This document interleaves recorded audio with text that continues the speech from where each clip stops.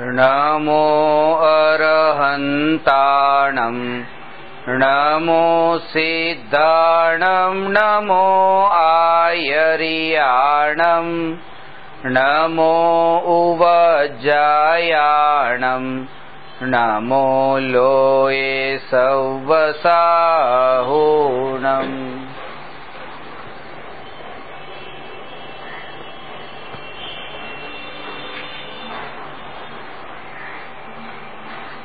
प्रश्न नंबर 317 मात्र क्रियाथी सामायिक करवू जोईए के नहीं?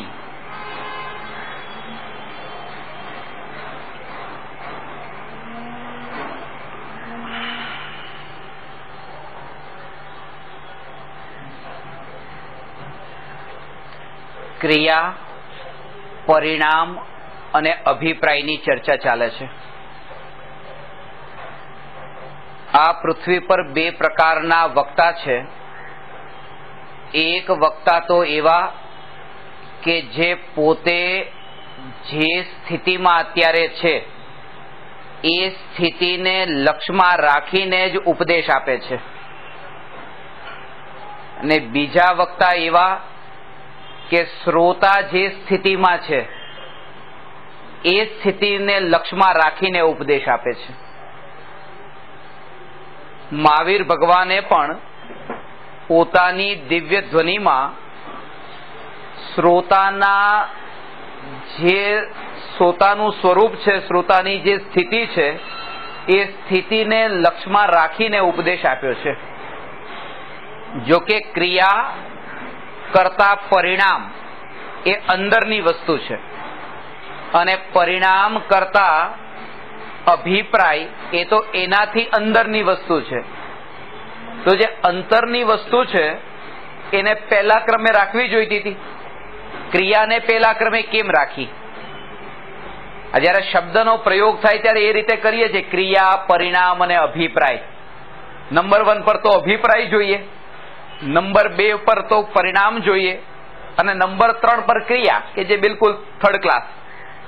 પણ અહીંયા પહેલા નંબર ઉપર ક્રિયાને રાખી છે, કારણ કે ભગવાને શ્રોતાની સ્થિતિને લક્ષ્યમાં રાખીને ઉપદેશ આપ્યો છે કે શ્રોતાને ક્રિયા દેખાય છે, ક્રિયા અનુભવાય છે અને તેથી ક્રિયાની મહિમા છે અને ક્રિયામાં કર્તૃત્વનો ભાવ છે। એનું કારણ છે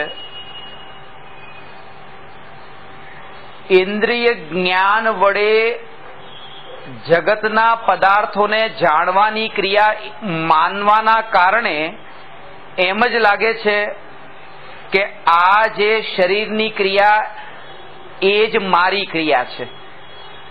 આનો ભાવ એ છે કે આ જે આંખના જે પ્રદેશો, ત્યાં જે આત્માના પ્રદેશો બંને એક ક્ષેત્ર અવગાહ, બંને આકાશના એક જ પ્રદેશ પર। એટલા માટે જ્યારે આ સામી બેઠેલી વ્યક્તિનું જ્ઞાન થયું અને આ જે ચક્ષુ ઇન્દ્રિય, ત્યાં જે આત્માના પ્રદેશો છે, તો એ સમયે આંખથી જ્ઞાન થયું અને આંખથી જ્ઞાન થયું, અંતરમાં એની માન્યતા જે છે,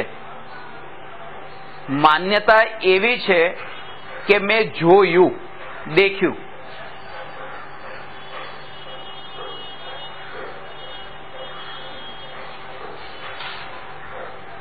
ભાષા વર્ગણાના સ્કંધો જ્યારે કાન સાથે અથડાય છે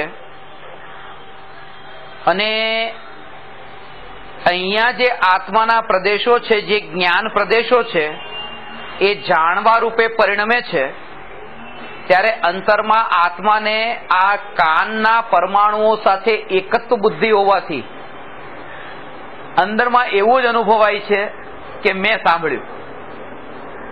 આજે જાણવારૂપ પરિણમન થયું એ તો લક્ષ્યમાં જ નથી આવતું। આજે જાણવું જાણવું જાણવું એ દેખાતું નથી। આ સાંભળ્યું એમ લાગે છે, આ દેખ્યું એમ લાગે છે, આ સૂંઘ્યું, ચાખ્યું, સ્પર્શ્યું, વિચાર્યું એવું લાગે છે. સ્પર્શનેન્દ્રિયના માધ્યમથી જ્યારે જ્ઞાન થાય નિમિત્તથી, ત્યારે એમ લાગે મેં સ્પર્શ્યું. રસનેન્દ્રિયના નિમિત્તથી જ્ઞાન થાય ત્યારે મેં ચાખ્યું. ઘ્રાણેન્દ્રિયના નિમિત્તથી જ્ઞાન થાય ત્યારે મેં સૂંઘ્યું. ચક્ષુ ઇન્દ્રિયના માધ્યમથી જ્ઞાન થાય ત્યારે મેં દેખ્યું. કર્ણેન્દ્રિયના માધ્યમથી જ્ઞાન થાય ત્યારે મેં સાંભળ્યું. મનના નિમિત્તથી જ્યારે જ્ઞાન થાય ત્યારે મેં વિચાર્યું. દેહમાં એકત્વ બુદ્ધિ હોવાને લીધે શરીરની અંગભૂત એવી જે ઇન્દ્રિયો છે એ ઇન્દ્રિયોના પરિણમનમાં જ એવો અનુભવ થાય છે કે આ મારું પરિણમન છે, અને જે જાણવારૂપ, જે શુદ્ધ જાણવારૂપ જે પરિણમન છે એ એની નજરમાં એ વખતે આવતું નથી. અને એ કેમ આવે અને આ ક્રિયાથી કેમ છૂટે એ બધી ચર્ચા આ પ્રકરણમાં થવાની છે.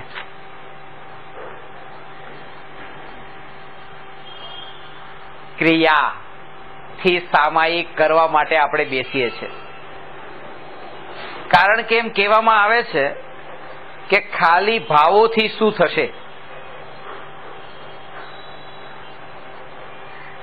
ભૂખ લાગે ત્યારે ભોજનનો ભાવ કર્યો કે જમવું છે, તો ભૂખ તો મટવાની નથી. એ રીતે સામાયિક કરવાનો ભાવ થાય તો સામાયિક થઈ જાય. આવું ક્યાં છે? કઈ ક્રિયા તો કરવી પડે ને. જેમ એ અનાજ, એક અન્નને હાથમાં લીધું, મોઢામાં મૂક્યું, ચાવ્યું, અંદર લઈ ગયા, એ ઉતાર્યું, એ પછી અંદર પાચન ક્રિયા થઈ, બધું થયું, ત્યારે એ પેટ ભરાણું, બરાબર શરીર ટક્યું. એમ તો કે જયારે આત્મા શબ્દ આપણે સાંભળીએ છીએ કે હું આત્મા છું, તો સામાયિક તો પછી ખાલી સાંભળવાથી ન થવું જોઈએ. સામાયિકના વિશે એ સામાયિક ક્રિયા રૂપે પરિણમવું જોઈએ. અને સામાયિક એ ક્રિયા રૂપે પરિણમ્યું ક્યારે કહેવાય? સામાયિક શબ્દમાં મૂળ શબ્દ છે સમય. સમય ઉપરથી સામાયિક શબ્દ બન્યો છે. સમય શબ્દમાં ઈક પ્રત્યય લાગતા એ સમયનું સામાયિક શબ્દ બને છે. સમયનો અર્થ છે શુદ્ધાત્મા, અને ઈકનો અર્થ છે કે શુદ્ધાત્માની જે શક્તિ છે એ શુદ્ધાત્માની શક્તિનું, શુદ્ધાત્માની શક્તિને જાણવા રૂપ પરિણમન, એનું નામ સામાયિક. તો શુદ્ધાત્માની શક્તિ છે જાણવું. આ જાણવું આ શક્તિ છે શુદ્ધાત્માની. અને એ જે શુદ્ધાત્માની જે જાણવું એ જે શક્તિ છે,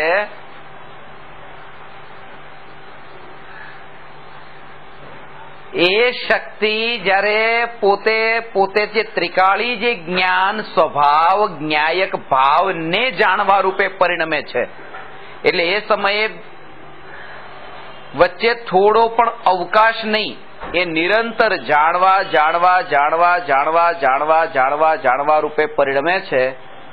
એ જાણવા રૂપે પરિણમતી જે જ્ઞાનની જે શક્તિ જે જાણવા રૂપ પરિણમી છે, એવી જે સ્થિતિ પ્રગટ થઈ છે, એ સ્થિતિને અહીંયા સામાયિક કહ્યું છે. સમય જેને આપણે કહીએ છીએ, આ વર્તમાનનો સમય, સમયનું બીજું નામ કાળ છે. સમય આ પૃથ્વી પર એક જ એવી વ્યક્તિ, મહાપુરુષ જે અંતે અહીંયા થયા, મહાવીર ભગવાન, કે જેમણે સમય અને આત્મા બંનેને એક જ શબ્દ, બંને માટે પર્યાયવાચી શબ્દ બનાવ્યો, કહ્યો કે જે સમય છે એ જ આત્મા છે, ને આત્મા છે એ જ સમય છે. કે સમયની કિંમત કરો, સમયની કદર કરો. આ સમય કેટલો મૂલ્યવાન છે, સમજાણો? આ એક એક સમય કેટલો કિંમતી છે મનુષ્ય ભવનો. અને એવો સમય અહીંયા તમે એક એક કલાક સુધી આમનામ કાઢો છો, કેટલો કિંમતી. કે સમય જે છે એ સમય એટલે એ આ જે ત્રિકાળી ધ્રુવ ભગવાન આત્મા, એ જ સમય. પેલો જે સમય છે એ એક સમય જે કહેતા 6 દ્રવ્ય છે. એમાં જીવ, પૂદગલ, ધર્મ, અધર્મ, આકાશ અને કાળ. એમાં કાળ દ્રવ્ય છે. એ કાળ દ્રવ્યના 2 ભેદ છે, નિશ્ચય કાળ અને વ્યવહાર કાળ. અને વ્યવહાર કાળનું નાનામાં નાનો અંશ છે, એનું નામ સમય છે. સમય છેલ્લું દ્રવ્ય, અને એમાંય 2 ભેદ, નિશ્ચય ને વ્યવહાર. એમાંય છેલ્લો ભેદ વ્યવહારનો, અને એમાંય સૌથી નાનામાં નાનો અંશ, એનું નામ સમય છે.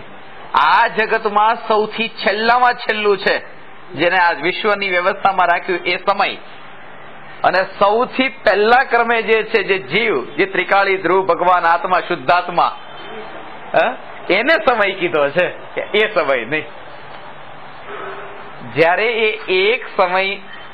એક સમય માટે આ જાણવારૂપ જે પરિણમન થઈ રહ્યું છે, એ જાણવારૂપ પરિણમન આ ત્રિકાળી ધ્રુવ શુદ્ધાત્માને જ્યારે જાણે છે, ત્યારે એ સામાયિક થયું એમ કહેવાય છે.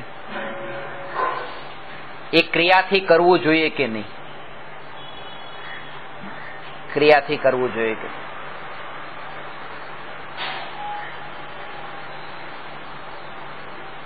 મનમાં સામાયિક નથી થતું, વચનથી મૌન થયા છે, અને કાયાથી ઉભા થતા નથી. તો મનમાં શું થયું કે સામાયિક, મનમાં, ભાવોમાં તો સામાયિક નથી, કારણ કે મનમાં તો વિકલ્પો ઉત્પન્ન થઈ જ રાખે છે. અને વચનમાં બોલવાનું નથી, પણ બોલવાના વિકલ્પ હજી પાછા છે મનમાં. અને કાયામાં ઉભા થવાનું નથી, પણ કાયા થકી ઈશારા થઈ રહ્યા છે, જે કંઈ પણ. તો મનમાં કંઈક અલગ છે, વચનમાં કંઈક અલગ છે, ને કાયામાં કંઈક અલગ છે. 48 મિનિટ માટે માત્ર ક્રિયાથી સામાયિક કરવા માટે બેસવું, એનો અર્થ એ છે કે 48 મિનિટ માટે એ સંકલ્પ કરીને બેસવું કે હું માયાચાર જ કરવા બેઠો છું.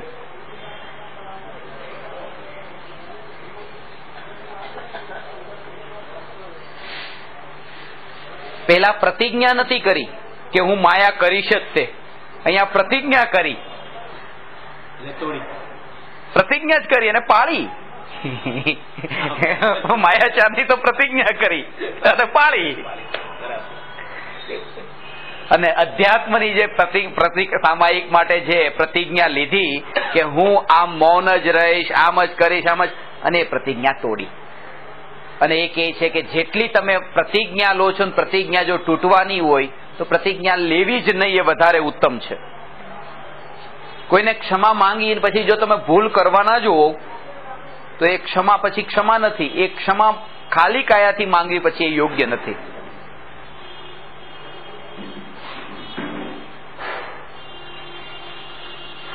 આજે હું 7 વાગે પ્રવચન પ્રારંભ કરવાનો હતો, 1 કલાક મોડું થયું.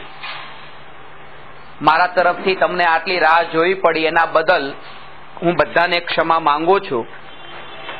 આવું મેં કોઈને ન કહ્યું અને નહીં કહું.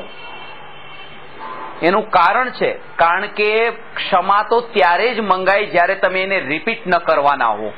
અને હું તો આવી રીતે અવારનવાર આવી રીતે આવવાનો જ છું. 7 નું કહીને 8 આવીશ, 8:30 આવીશ, કારણ કે મારા હાથમાં નથી.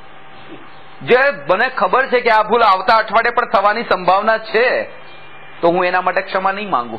કારણ કે ક્ષમા માંગવામાં, પ્રતિજ્ઞા લેવામાં, પ્રતિજ્ઞા કરવામાં, પ્રતિજ્ઞા તોડવી નહીં. આપણે મિથ્યા મિદુકડમ બોલી લઈએ છીએ, પણ પછી ભૂલ તો કરીએ જ છે ને. આ એના જેવું થયું. બીજાને ગમાડવા માટે ઘણું સારું બોલી દઈએ, આ વાત છે. પણ જે સમ્યક દ્રષ્ટિ જીવ છે, જેનું પ્રયોજન એક છે કે બીજાને ગમાડવું, એ મારા જીવનનું ધ્યેય નથી. પરમ ધ્યેયની પ્રાપ્તિ, પરમ પદની પ્રાપ્તિ, એ જેનું ધ્યેય છે એવા જીવમાં આવો માયાચાર નથી. મનમાં કંઈક અલગ હોય, વચનમાં કંઈક અલગ હોય અને કાયામાં કંઈક અલગ હોય. એટલા માટે સમ્યક દ્રષ્ટિ જીવને જ માયાચાર છૂટ્યો છે. સમ્યક દ્રષ્ટિ જીવને જ સામાયિક હોય છે, મિથ્યા દ્રષ્ટિને નહીં. તો શું કરવું? સામાયિક નહીં કરવું તો શું કરવું? આ કમસે કમ 1 કલાક માટે તો ક્રિયાથી, 48 મિનિટ માટે તો બેસતા હતા, પાપથી બચતા હતા. આ બધી પોતાની મતિ કલ્પના છે કે હું 48 મિનિટ માટે પાપથી બચ્યો છું. આ પોતાની મતિ કલ્પના છે. દુનિયાને એ દેખાડ્યું છે 48 મિનિટ માટે કે હું પાપથી બચ્યો છું, કારણ કે દુનિયા હજુ ચામડાની આંખથી દેખીને નિર્ણય કરે છે કે આ વ્યક્તિ બેઠી છે, પ્રતિજ્ઞા લઈને બેઠી છે, ત્યાં સ્થાપના કરીને બેઠી છે, કોઈ સાથે વાતચીત નથી, કોઈને બોલવાનું નથી, બહારમાં કોઈ આવે જાય તો પણ ત્યાંથી ઊભા થવાનું નથી. આ બધી જે ક્રિયાઓ છે એ ક્રિયાઓ ચામડાની આંખથી દેખાય છે. એટલે પ્રારંભમાં જ એ વાત બતાવી કે ચામડાની આંખ વડે જ્ઞાન થાય છે એવું માનનારો જે જીવ છે એ જીવ ક્રિયાને જ સામાયિક માને છે, કારણ કે એને ચામડાની આંખથી જ બધું દેખાય છે. સમ્યક દ્રષ્ટિ જીવ એમ માને છે કે ચામડાની આંખથી જ્ઞાન થતું નથી, જ્ઞાન ચક્ષુથી, અંતરનું જ્ઞાન ચક્ષુ, એ અંતરમાં થઈ રહ્યું છે. અત્યારે પણ તમે ઇન્દ્રિય જ્ઞાની નથી, અત્યારે આ સ્થિતિમાં પણ અતિન્દ્રિય જ્ઞાની છો. જે વ્યક્તિને દેખાતું નથી એને ચશ્મા પહેર્યા છે. હવે ચશ્મા લગાવ્યા એટલે હવે દેખાય, વંચાય છે આંખ, હવે ચશ્માથી તે વંચાય છે. અને એક વ્યક્તિ એવી છે કે જે બાઇક ચલાવે છે અને એને એવા તે ચશ્મા પહેર્યા છે, પણ નંબરના ચશ્મા નથી દેખવામાં. એ તો માટીમાં રજકણ, ધૂળ અંદર આંખમાં ન પડે એના માટેના છે. ચશ્મા તો બંને પહેરેલા છે. તો કેવળી ભગવાનને પણ આંખ છે. મહાવીર ભગવાન સમોસણમાં હતા, આંખ હતી. આપણે પણ આંખ છે, પણ આ જે આંખ છે એ આંખના નિમિત્તથી અત્યારે જ્ઞાન થાય છે ને. અને ત્યાં આંખ છે પણ એ આંખ કોઈ કામમાં નથી આવતી જગતને દેખવા માટે છે, ખાલી દેખવા માટે એનું કોઈ પ્રયોજન નથી. જેમ એ વ્યક્તિ બાઇક ચલાવે છે, એ ચશ્મા એને દેખવા માટે કોઈ કામના નથી, છે બસ. એવી રીતે અહીંયા જેમ આ કીધું કે આ જે દેખવા માટે ઉપયોગી બને છે આ આંખ, વસ્તુ સ્વરૂપ તો એવું છે કે જ્યારે ઊંડાણમાં જશો ત્યારે આ આંખ વડે જ્ઞાન થાય છે એવું પણ ત્યાં સુધી જ અનુભવાય છે જ્યાં સુધી પર પદાર્થને જાણવાની રુચિ એટલી તીવ્ર પડેલી હોય છે, ત્યાં સુધી જ એવું લાગે છે કે આંખથી જ્ઞાન થાય છે. એટલે જો તમે એક બાજુ હટી જાઓ, તમે વચ્ચે આવો છો, એક બાજુ હટી જાઓ, મને જ્ઞાન નથી થતું. હવે પાછળનું જેને જાણવામાં રસ વધારે પડેલો છે એ આસક્તિ, આને જાણવું આસક્તિ, એ આસક્તિનો ભાવ જેને પડેલો છે એને એમ લાગે છે કે આ મારી આંખની આડા આ આવ્યા છે એટલે પાછળનું દેખાતું નથી. પણ જેને પાછળનું જોવાની હવે એટલી તીવ્ર આકાંક્ષા છૂટી ગઈ, હવે એને આ આંખની સામે એ છે પણ એમ નથી લાગતું કે મારા જ્ઞાનમાં કોઈ બાધક છે. જ્ઞાન તો જાણવા રૂપ પરિણમે છે. એ પાછળના જ્ઞેયને નથી જાણતું તો હવે આગળના જ્ઞેયને જાણે છે, વચ્ચે કોઈ જ્ઞેય આવ્યું એને જાણે છે, પણ એનું જાણવાનું કાર્ય તો નિરંતર કરે છે.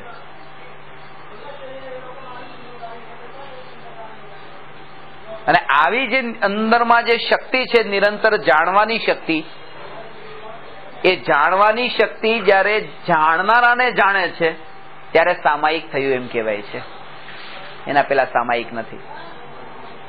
આ વાત અઘરી લાગે છે કારણ કે આમાં કરવાનું કઈ નથી. સંસારનો રસ જે આપણો પોષાતો હોય એવું અહીંયા કઈ નથી. અજ્ઞાનીઓને ધર્મ રૂચે છે એવો જેમાં સંસારનો રસ પોષાતો હોય, સંસારનો રસ પોષાતો હોય એટલે ભક્તિમાં વધારે રુચિ પડે છે. કારણ કે નાચવું ગાવું વરઘોડો નીકળતો હોય તો એમાં રુચિ આવે છે, કારણ કે એમાં રસ પોષાય છે સંસારનો. કે પાર્ટીમાં જે નાચગાન થતા હતા એવા નાચગાન અહીંયા પણ થાય છે. સ્ટેપ તો એવા જ લેવાના છે ને, હાથ ઉપર હાથ રાખીને રમવાનું ને આ તે બધું, એ તો એવા પ્રકારે તાળીઓ ને એ બધું એવું જ છે ને. એટલે એવો ધર્મ જીવને વધારે રૂચે છે. પોતાનો રાગ પણ પોષાઈ ગયો અને એને ધર્મ પણ મનાઈ ગયો કે આ તો પરમાત્માની ભક્તિ છે, આ તો ગુરુની ભક્તિ છે, આ તો એક ધર્મનું અંગ છે. એટલા માટે જેને રાગમાં એકત્વ બુદ્ધિ ને સુખ બુદ્ધિ છે એવા જીવને આ જ્ઞાનની અનંત શક્તિનો અનુભવ નથી થતો. પોતાની અનંત શક્તિને જાણ્યા પછી જ્ઞાનીને પ્રત્યેક આત્માની અનંત શક્તિનો અનુભવ થયો છે. આ પણ અનંત શક્તિશાળી, આ પણ પરમાત્મા, પણ પરમાત્મા. ઘણા જીવોને એ પ્રશ્ન થાય છે કે મહાવીર ભગવાનને હવે આ લોકાલોકમાં બધાને જાણતા હોય, અનંત જીવોને અને દુઃખ ભોગવતા હોય એવાને જાણતા હોય, તો થોડી પણ કરુણા નહીં આવતી હોય? બિલકુલ સમતા, બિલકુલ સામાયિક, કોન્સ્ટન્ટ. થોડો તો આમ ઉપર નીચે ભાવ આવી જવો જોઈએ કે કોઈ દુઃખી થઈ રહ્યો છે, કોઈ 7 દિવસનો ભૂખ્યો છે, કોઈ 14 દિવસનો ભૂખ્યો છે, તો કંઈક તો થવું જોઈએ ને. 4 રસ્તા પર સિગ્નલ પર કોઈ ભિખારી ભીખ માંગે છે. એમાં એક ભિખારી એવો છે કે જેને પગ નથી,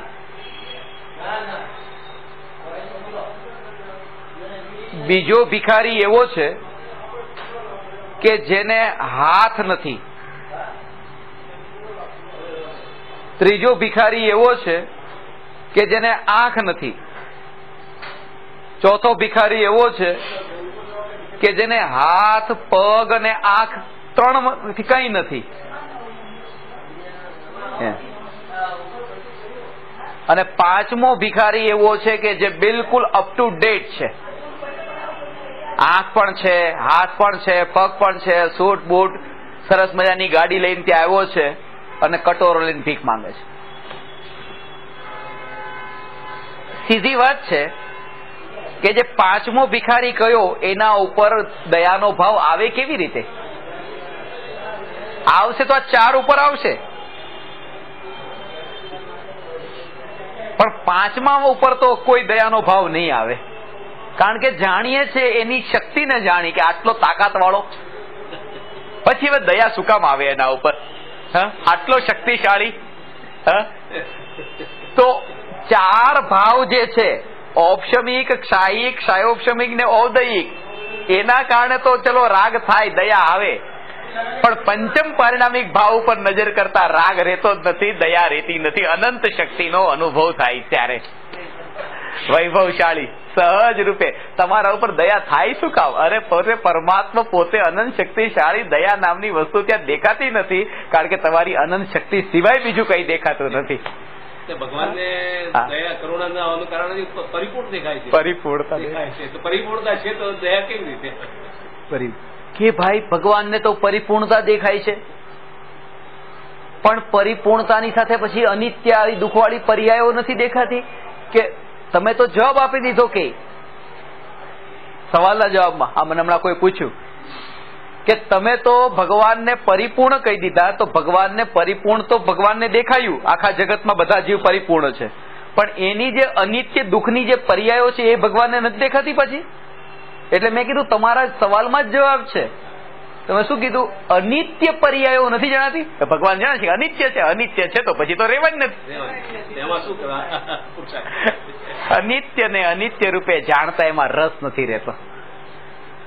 એટલા માટે કોઈ જીવ પર હવે કરુણા જેવું રહ્યું નથી, કારણ કે કોઈ જીવ નીચો દેખાતો નથી. પોતે પરમાત્મા, પરમાત્મા ને પરમાત્મા દેખાય છે. આનું નામ ધર્મ. આ સામાયિક થયું, આ સામાયિક થયું. કે ભાઈ જો આમાં બધા સાફ સફાઈ કરીને બેઠા છીએ, કોઈ જીવ મરી ન જાય, કરુણા રાખીને બધું આમ સાફ કરીને બેઠા સામાયિક કરવા માટે.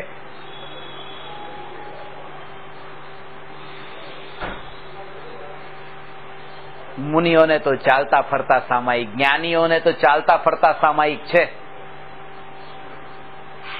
આ સામાયિક જે આપણે કઈ સમતા ભાવ રૂપ, અનંતાનુબંધી કશાયના અભાવ પૂર્વક એ જે અંતરમાં વિતરાગ ભાવ પ્રગટ થયો અને પરિપૂર્ણતાને પરિપૂર્ણતા રૂપે પૂરેપૂરી જાણી, હવે એમ નથી લાગતું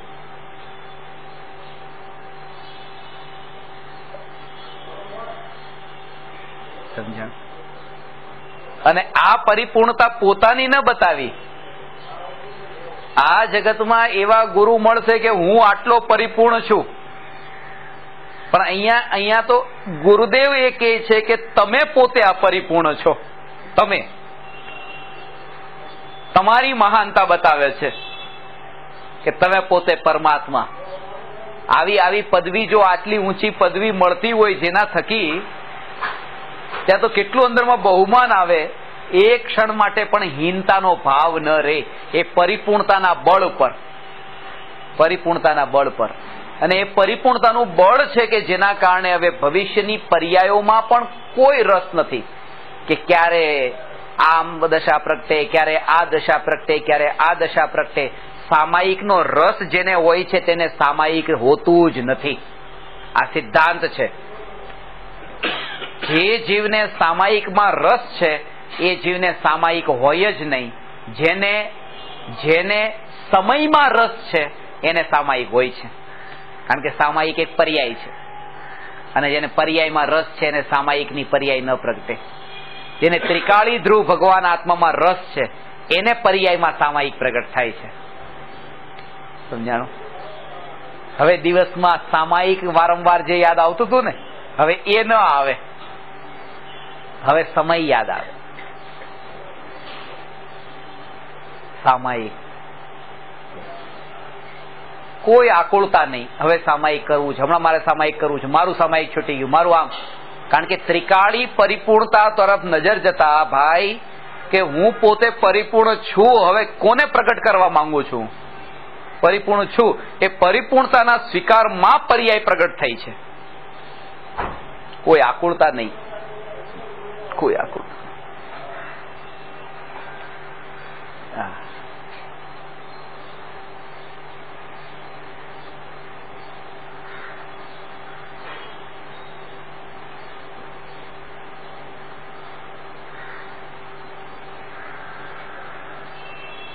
એના પેલા પ્રગટ કરવાનો ભાવ એ પર્યાયને પ્રગટ કરવાથી દૂર જઈ રહ્યા છીએ આપણે, કારણ કે પર્યાયની આકુળતા થઈ ને. એટલા માટે ધ્યાન રાખજો, સમજજો કે અહીંયા આ વાત સાંભળીને તમારે જ્ઞાની થવા માટે નહીં સાંભળતા કે મારે જ્ઞાની થવું છે, મારે મુનિ થવું છે, કે મારે ભગવાન થવું છે એટલે નહીં. આને સાંભળ્યા પછી તો હું પરમાત્મા બસ જે છું એનો જ તે, એના સિવાય બીજું કઈ નહીં. એ જે થવાનું છે તો થાય છે. પર્યાયના, કારણ કે મારે જ્ઞાની થવું છે, સમ્યક દર્શન તો પામવું જ છે. તમે મને ઘણી વાર કહો છો પામીશ પામીશ ને પામીશ જ તે. એ પામીશ પામીશ પામીશ એટલે પર્યાયમાં તમને રસ તમારો જે છે, હું જ્ઞાયક છું ને છું એમાં રસ રાખો. રસ એ હું પરિપૂર્ણ પરમાત્મા છું. ત્રિકાળી થયું. અને એ જે પર્યાય એના કાળ પેલા થોડી આવવાની છે. 9 મહિને બાળકનો જન્મ થયો. હવે માને એવી ઈચ્છા થઈ, ખબર તો પડી જાય 2 મહિને 3 મહિને ખબર પડી કે બાળક અંદર છે. હવે માં બનવાની ઈચ્છા તો છે અને એવો ભાવ કરે કે બસ હવે મને 5 મહિનામાં જ મારું બાળક આવી જાય અને 5 મહિનામાં એ બાળકને ત્યાંથી સર્જરી કરીને બહાર કાઢે તો શું થશે? બાળક મળશે? મરેલું આવશે? એના કાળે 9 મહિને જ આવશે તો જીવતું આવશે. એટલે પર્યાયને પ્રગટ કરવાનો જ્યારે પ્રગટ થવાનો ભાવ કાળ પાકશે ત્યારે એ પર્યાય પ્રગટ થશે અને એના પહેલા જે પ્રગટ કરવાની કોશિશ કરીને તો મરણ થશે. કયું? ભાવ મરણ. કેમ નથી થતું? કેમ નથી થતું? કેમ નથી થતું? આ ભાવ મરણ થશે. એના ટાઈમે થાય. જેમ 9 મહિને બાળકનો જન્મ થાય, ઘણાને અહીંયા પણ એવું થાય. એ 9 નો આંકડો મેં એટલા માટે અહીંયા ક્લાસનો ટાઈમ પણ એ જ રાખ્યો છે, 7 થી 9. 9 વાગે જ ક્લાસ પૂરો થાય, 9 પેલા ન થાય એમ. હવે 8:45 થાય તો ક્યારે વાગે 9? ક્યારે 9 વાગે જ વાગશે, 9 પેલા નહીં. આત્માની અનુભૂતિ થવાની છે, રવિવારે થવાની છે. આ વિષય સમજ્યા પછી અનિત્યની અસારતા, 5 ઇન્દ્રિયના ભોગો અને કિસ્મતથી હમણાં હું કેલેન્ડર ચેક કરતો હતો તો રવિવારે 9મી તારીખ છે પાછી.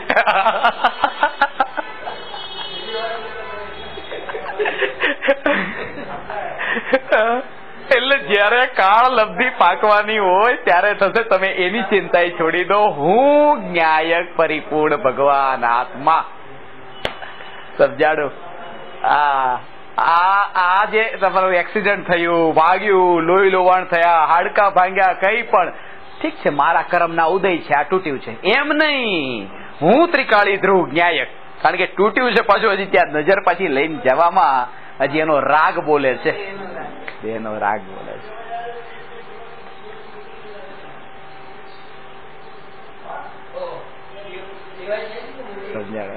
શરીરની ક્રિયામાં કઈ પણ પ્રતિકૂળતા આવે, અનુકૂળતા આવે, એમાં એવી તન્મયતા કોના બળ પર ન થાય? આ ન્યાયકનું ચિંતન એનું નિરંતર એ પ્રકારે ચાલતું હોય એના બળ પર ન થાય. એટલે સામાયિકનો અર્થ એ છે કે જે સમય શબ્દ પરથી સામાયિક શબ્દ બન્યો છે અને સમયનો અર્થ શુદ્ધાત્મા છે. શુદ્ધાત્મામાં સ્થિરતા રૂપ જે પરિણમન, જાણવા રૂપ જે શુદ્ધાત્માને જાણવા રૂપ જે પરિણમન, એનું નામ સામાયિક છે. ક્રિયાથી કરવામાં અંદરમાં દમન થયું,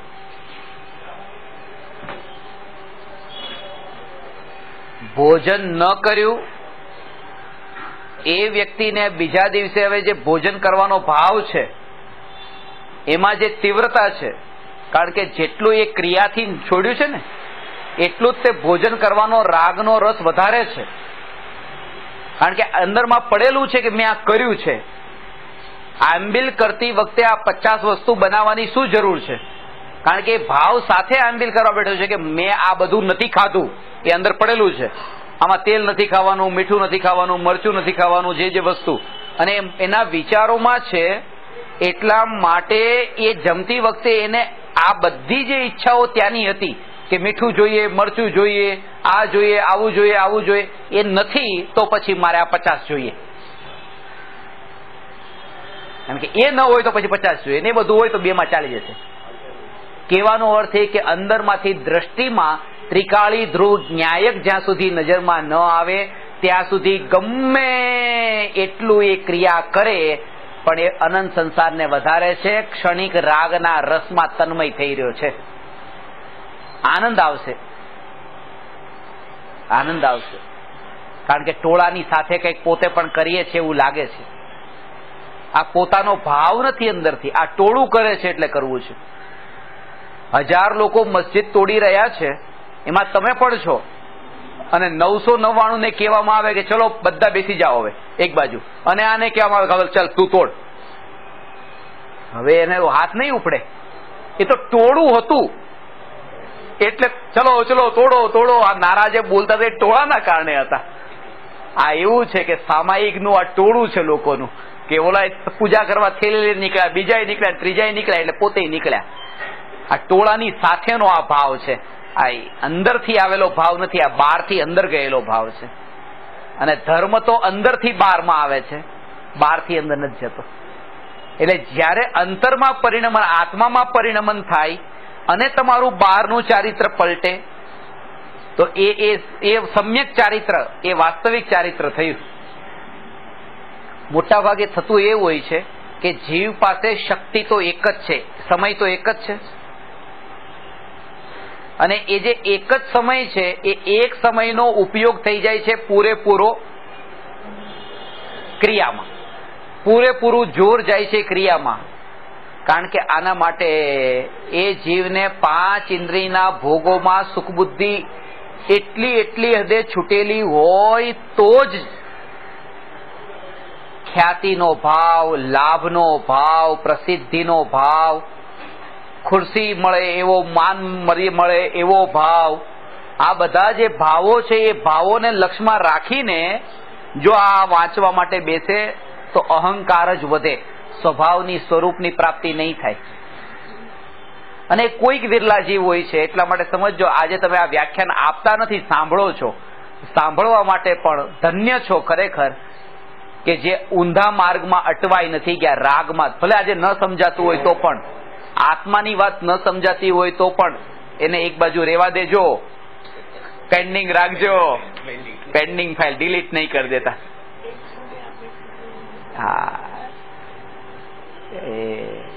એ આ વાતને અંદરમાં આ વાત મળી છે ને, બહુ દુર્લભ છે. ક્રિયાકાંડનો માર્ગ બહુ સુલભ છે, બહુ સુલભ છે.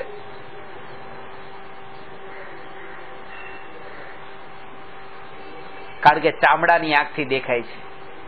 વખાણ જે સંભળાય છે એ ચામડાના કાનથી સંભળાય છે, એના વખાણ કે તમે આ બહુ સારી ક્રિયા કરી. નહીં કરે તો સમાજનો ભય પણ છે કે સમાજમાં શું વાતો થાય કે તમે જૈન થઈને આવી રીતે દર્શન કરવા નથી આવતા, પૂજાઈ કરતા નથી, જૈન થઈને લીલોતરી ખાવ છો પર્યુષણમાં, જૈન થઈને તમે આઠમ ચોદસ પાળતા નથી. આ ભાવ અંદર પડ્યો છે. પણ અંદરમાં સ્વભાવની ઓળખ નથી, સ્વરૂપની ઓળખ નથી. સ્વભાવના અંદરમાં ચિંતનમાં એટલી સ્થિરતા અંદરની વધે કે એ જીવને બારમાં ઉભા થવાનો ભાવ ન આવે, અને શરીર ત્યાં રહી ગયું. શરીર ચાલતું જ નથી, એક જગ્યાએ સ્થિર થઈ ગયું છે. સ્વરૂપનું ચિંતનમાં એટલો અંદર ઉતર્યો કે આમ પલોઠી ખુલતી નથી. સ્વરૂપના ચિંતનમાં એવો અંદર ઉતર્યો કે બીજો કોઈ દેખાતો નથી તો કોને બોલું. સ્વભાવમાં એવો અંદર ઉતર્યો કે કાન બંધ થઈ ગયા, ડોરબેલ વાગે છે પણ સંભળાતી નથી, એવો સ્વભાવમાં અંદર ઉતર્યો. આવો સ્વભાવમાં ઉતરેલો જીવ સામાયિકમાં ઉતર્યો છે, અને એ તમે ઉતરી શકો છો એટલા માટે આ ઉપદેશ તમને છે. એમ નહીં કે આ તો કોઈ જ્ઞાનીની વાત છે, આ તમારી વાત છે. ભગવાન પ્રભુ, આ તમારી વાત છે, તમારી વાત છે, અને તમે એના માટે પાત્ર છો. શું પાત્રતા તમારી? તમારી પાત્રતા એને કેના કારણે કહું છું? તમારી પાત્રતા એ કે તમે રાગને ધર્મ માનવા વાળા ઉપદેશમાં ક્યાંય નથી ફસાણા, અને અહીંયા વાત સાંભળવા બેઠા ને, આટલી જ તમારી પાત્રતા. આ રુચિપૂર્વક બેઠા, ઉલ્લાસપૂર્વક તમને વાત સાંભળવી રૂચે છે કે આ મારી જ વાત છે, આ આત્માની જ વાત છે. અંદરમાં આ વાત અંદરમાંથી ઉતરીને મોત દેખાય છે એવા ભાવને રાખીને આ વાતને સાંભળે તો રૂચે. આપણને મોત દેખાતું નથી. અત્યારે તમે મને દેખી રહ્યા છો, તમે મને દેખો છો કારણ કે તમારી નજીક બેઠો છું. હમણાં હું 5 કિલોમીટર, 10 કિલોમીટર, 20 કિલોમીટર દૂર જાઉં, પછી તમને દેખાઈશ નહીં. પછી શું થશે? ભાઈ તમે મને યાદ કરશો. દેખવું ને યાદ કરવું એ બેમાં ફરક છે.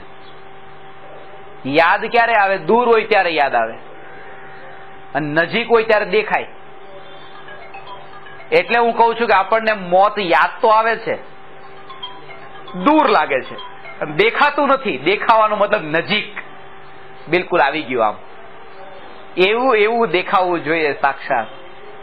આપણને યાદ હજી આવે છે કારણ કે એમ લાગે છે કે છે બહુ દૂર છે.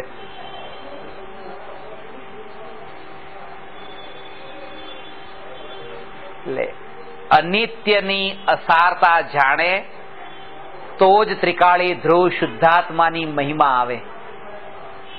પરની અપેક્ષા છૂટે એ વાતને લક્ષમાં રાખીને કે અનંત અનંત વાર માન સન્માન પ્રતિષ્ઠા બધું મળ્યું, દેવોના ઇન્દ્રોના બધા બહારના જે ભોગો, એમાં પણ એક ક્ષણ માટે પણ સુખ નથી, તો આ બહારના ભોગોમાં ક્યાંય પણ અટકવાનું ન થાય. ન્યાયકથી મહાન કોઈ નહીં.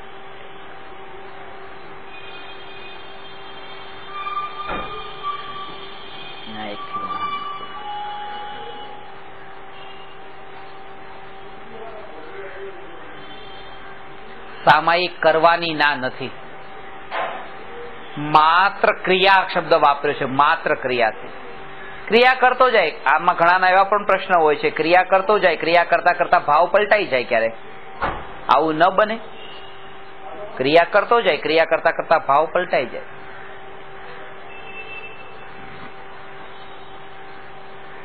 ન્યાયકનું લક્ષ્ય હોય તો એ થાય, પણ ત્યાં પણ મુખ્ય તો જ્ઞાયક જ કયો. જ્ઞાયકનું બીજ રોપેલું હોય તો થશે, પણ ત્યાં મુખ્ય તો જ્ઞાયક જ રહ્યો. કારણ કે એ ક્રિયા કરતા કરતા પણ જે ભાવ આવે છે, એ ભાવ આવવાનું કારણ પણ એ છે કે અંદરમાં એ પડેલું છે બીજ જ્ઞાયકનું, ત્યારે તો અંદરમાંથી એ ભાવ વિકલ્પ ઉઠ્યો જ્ઞાયક સંબંધી.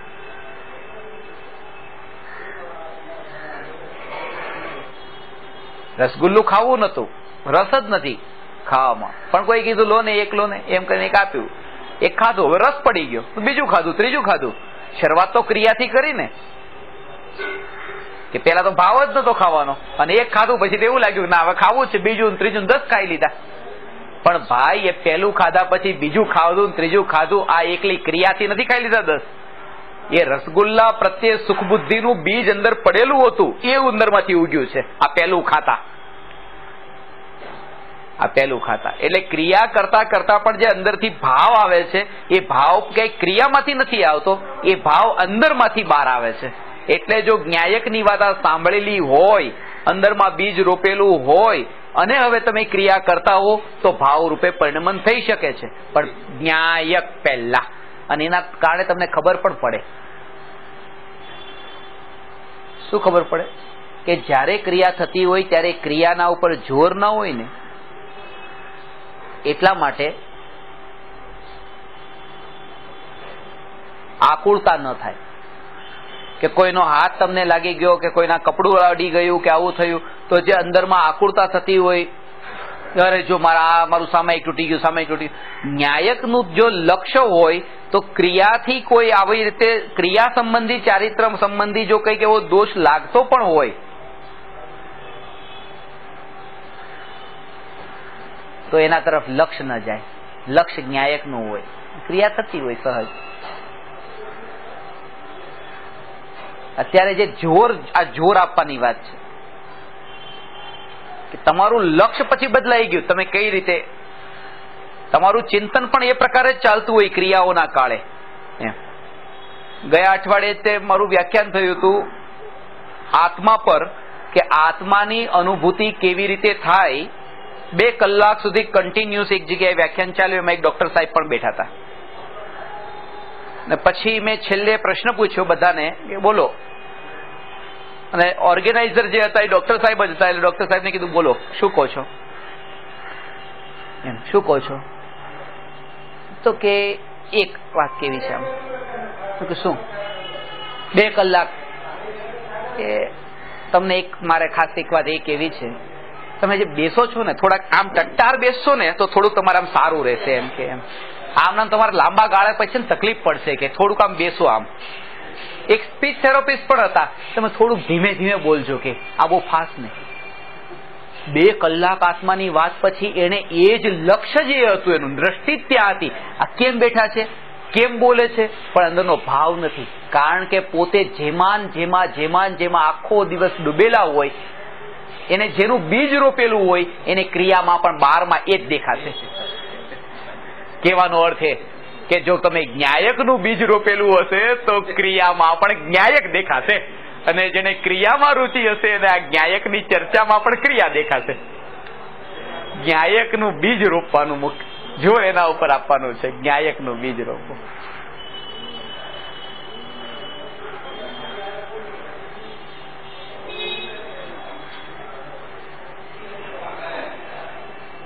જે રીતે વિચાર ચાલતો હોય. હાડકાના તે ડોક્ટર અને દૂરથી વ્યક્તિ આવે છે લંગડાતી, તમે એ વ્યક્તિને જોયું કે એક ડોક્ટર કહે છે કે આનું ઘૂંટણનું હાડકું તૂટી ગયું છે, બીજા ડોક્ટર કહે છે કે આનું કમરનું હાડકું તૂટી ગયું છે, લાવ આપણે શરત લગાડી દઈએ કોણ જીતે. ને બંને એવી રીતે પોતાના ફિલ્ડમાં માસ્ટર, અને પેલી વ્યક્તિ નજીક આવતી હતી તો એ ખબર ન પડે, આ કે ઘૂંટણનું તૂટ્યું છે, બીજો કે કમરનું તૂટ્યું છે. નજીક આવીને પછી એને પૂછ્યું કે બોલ ભાઈ, ઘૂંટણનું તૂટ્યું છે કે કમરનું તૂટ્યું છે? કે મારા ચંપલની પટ્ટી તૂટી ગઈ છે. કે પણ આને તો એ હાડકા સિવાય બીજો વિચાર કેમ આવે? કારણ કે આખો દિવસ એ જ તો દેખતા હોય, કરતા હોય. આ બીજ શબ્દ બહુ મહત્વનો છે, એના ઉપર ખુલાસો કરવાનો છે રવિવારે. બીજ કોને કહેવાય છે? ઝાડ ઉપર બહુ ઓછું કહીશ, ફળ ઉપર ઓછું કહીશ, ફૂલ ઉપર ઓછું કહીશ, અંકુર ઉપર પણ ઓછું કહીશ. બીજ ઉપર લેવાનું છે. અને આમ પણ શ્રુત જ્ઞાન બીજનો જ ચંદ્રમા છે ને, મતી પછી શ્રુત છે ને બીજા નંબર ઉપરનું. કેવળ જ્ઞાન તો પૂનમ છે. એટલે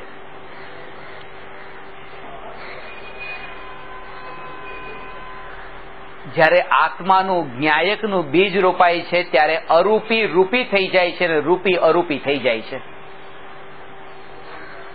આ જેટલા રૂપી છે કલરફુલ એ બધા અરૂપી થઈ ગયા.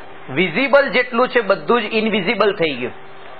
દેખાતું તું એ હવે દેખાતું જ ન રહ્યું, અને જે નતું દેખાતું ક્યારે હવે એ જ દેખાય છે. અરૂપી રૂપી થઈ જાય છે અને રૂપી બધું અરૂપી થઈ જાય છે. જગતમાં નહીં, અંદરના જગતમાં, બહારના જગતમાં નહીં. આવી જે સ્થિતિ છે એ સ્થિતિનું નામ સામાયિક છે. આ સામાયિક થી સંસારથી મુક્તિ છે. આના વિશે આપણે થોડી ચર્ચા કરી છે. હવે એ સામાયિક એક મુહૂર્ત માટે આપણે 48 મિનિટ કરીએ છીએ, પણ અહીંયા કહે છે કે ખરું સામાયિક તો જો અંતર્મુહૂર્ત પણ થઈ જાય તો કેવળ જ્ઞાન થાય છે. તો એ અંતર્મુહૂર્ત કોને કેવું અને અંતર્મુહૂર્તનું સામાયિક કોને કેવું એ ચર્ચા હવે આપણે અહીંયા કરીશું.